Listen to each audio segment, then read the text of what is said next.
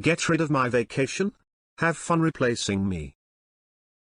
I originally posted this as a comment on another thread, but realized it needed its own limelight. I worked at a company that gave out exorbitant amounts of vacation. Anyone who worked there for 25 plus years received 8 weeks of vacation and 2 weeks of personal time. This was a family-owned company, but rather large. We ran 3 shifts totaling 250 plus people. Enter Jimmy.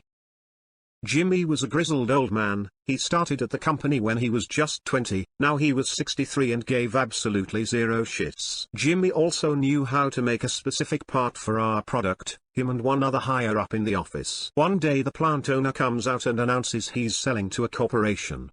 He's older and ready to retire. He promises that there will be very little change and wishes us all well. The new company comes in and immediately goes after many of the great benefits we had. The first thing they do is cut everyone's max vacation down to 4 weeks, and do completely away with personal time. Anyone who's maxed out had until December 31st of that year to use it up, and they wouldn't pay it out. They then go into the office and clean house, firing anyone who's close to retirement, including Jimmy's backup. But they also do away with one very important rule. You no longer have to get vacation approved, you can just call in and take it. Jimmy is pissed, and they know it. They realize he's the only one in the building that can do his job now. So they hire a new kid for him to train, most likely to permanently replace Jimmy. So Jimmy does what anyone would do. He calls in the first training day for the new hire, and lets us know he's going to use all of his PTO at once, and promptly takes 10 weeks off. We had a back stock of parts he had made, so it wasn't too unnerving. But for 10 weeks, Jimmy went and applied to other jobs, found one, and started. Fast forward 10 weeks, it's the day Jimmy is supposed to return. He doesn't. For 2 days they try calling him, and even go to his house. He's nowhere to be found. Finally on day 3 he calls and resigns, and they lose their shit. The parts he makes are specialized and patented by the original founder. You can't just hire someone off the street to make them. What eventually happened was they had to contract the original owner to come in and teach some new hires how to make them, and when he found out what all they had done it pissed him off. The last I heard he charged them a 7-figure contract to teach them how to produce the parts, and they had to pony up, or close down. Moral of the story, don't duck with people's vacation time. Edit, Jimmy made an electronic control module that was sealed and stayed fixed in a poured unit made of a 2-part epoxy. Edit number 2, Jimmy didn't exactly miss out on a 7-figure contract and had zero chance to take one. He left, said duck em and moved on. When they contacted the previous owner and explained the situation, it was basically a "you need my help. It'll cost 1 million. Type of conversation. Final update, thank you everyone for all of the attention this received. I had no idea this would blow up like this. I have immediate family working with the company still, so if I hear of any more rumblings, I'll fill you all in. Also, I worked here for 4 years. I have a few other Jimmy stories I may post at other times on the appropriate Reddits. Thank you all again. Now to the comments. Jimmy is a beast. Good for him. The former owner is a beast. He should probably give some of that 7 figures to Jimmy, but probably didn't.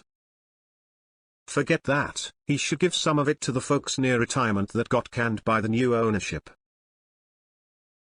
Company is sold. New owners say nothing will change. Lots of stuff changes for the worse. A tale as old as time. You forgot all the good people leave. 20% of your employees do 80% of the work. They have options and are the first ones out the door. Jimmy don't take shit. Good for Jimmy. As an old guy who has been a tech exec at dozens of companies, including being brought in on takeovers, let me confirm that this is so real. Not as bad as entitled next generation owner whelps who haven't a clue about running anything and then go firing key people in a hissy fit, crippling the company. Both outsiders and next gen owners have rarely a clue about the secret sauce that made the original owner so successful. Better than average vacation or share options make for far better employees. Alter that at your peril.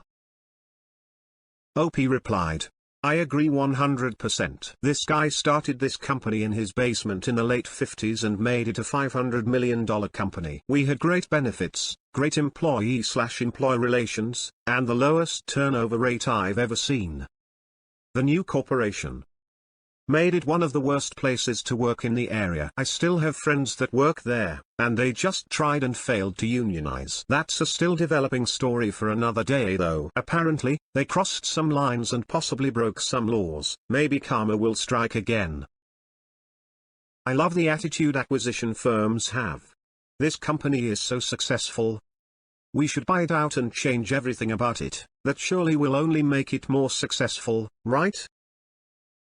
I once spent months building a forecasting model, to forecast how many people we'd need to process varying increases in workloads due to an expected, albeit unknown, change to workloads. Was promised before and during the time I spent building this, that I was oh so valuable, and they had a positioning opening up soon which I would be a shoo-in for. Surprise surprise, I finished the model, and shortly after an email goes round to my department saying that the role was being merged into another and given to someone else. I was understandably unhappy, both due to the way of finding out I could no longer go for the role I was promised, but also that it wasn't available anymore. I immediately started looking for jobs, found one quickly which paid more and had an easier commute, so handed in my 4 weeks notice.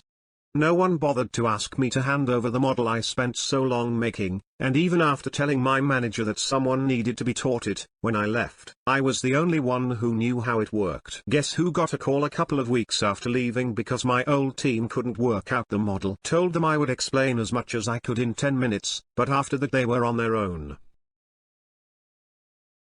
Man. I would have told them great. If you want me to explain it, then you're going to need to issue a PO to Mellojude 1989 Consulting Company. I charge $1,000 an hour, minimum 20 hours. As soon as I have that PO, we can arrange a time. We charge in 20-hour blocks, we bill daily, and our workdays are capped at 3 hours. Save a dime to pay 7 figures. Great model by most companies. You know who works hard? People who feel appreciated and valued. So, they never tried to contact the backup and rehire him? OP replied, honestly, I never asked nor was I informed. He was like 65 and had also been there for 40 plus years, so I'm sure they did. Why he didn't come back, I'm not sure. My guess is he was bitter and doing just fine in early retirement. He was like 65. In early retirement. It's depressing. 65 is now considered early to retire.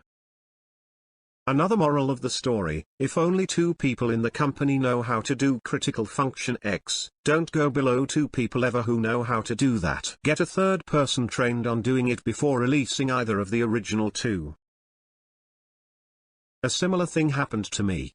I'm a massage therapist and we used to get wellness massages as a no-cost trade with our co-workers. After specifically telling us directly to our faces that our compensation package was not going to change in any way, the new owner eliminated the wellness massages. I told her that I am not willing to work for someone who lies to my face. I finished my shift and quit.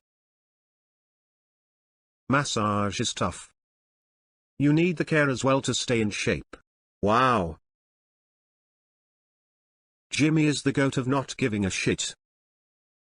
At my previous employer they did something similar, messing with POPLE's vacation, except it was announced mid-year in an all-employee meeting. Previous policy was an employee could roll over 120 hours, way too high emo. Mind you, new employees start with 160 hours and could work up to 280 hours. By year 20. Well, that all changed. During this meeting, vacation was now capped at 240 hours. 15-year mark, those higher than that were grandfather in. The big kicker was by the end of the year, you could only roll over 40 hours and by next year, 18 months out, would be 0 hours rollover. There was freaking pandemonium. Our department alone, engineering, new product development, had to burn an additional 560 hours.